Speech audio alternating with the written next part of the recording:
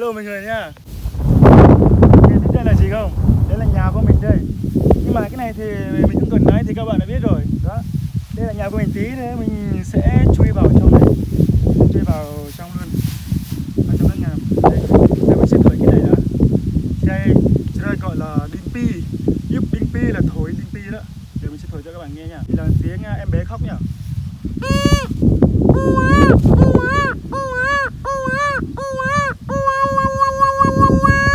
Rồi, giờ mình sẽ chui vào trong. Đấy kìa.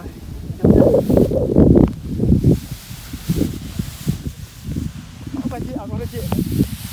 Không phải Phúc Bằng.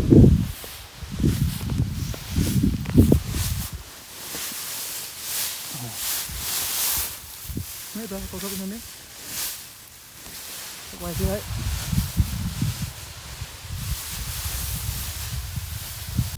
Hello mọi người. Đây là hang của con chuột nha mọi người ơi. Giờ mình trở thành con chuột rồi. Rồi mình sẽ chơi vào trong nữa.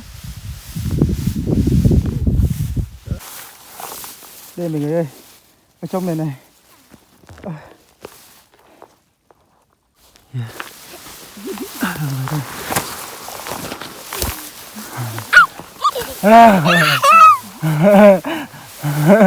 Ê, cho chưa? Vui lắm mọi người ơi, đây là cháu của mình nữa. Mình rất đi chơi này. Và rất là vui. Đây là trò chơi tuổi thơ của mình đó. Tuổi thơ của mình cũng chơi như này này. Rất là vui mà ngứa. Xong này về đi tắm. Đó. Thôi. Trò chơi tuổi thơ ấy. Chứ ngày xưa thì mình người ta làm lúa nhiều nên là cái cổng rơm này nó rất là dài, nó rất là to. Đợt này thì tên bằng tiếng Kinh thì mình không biết.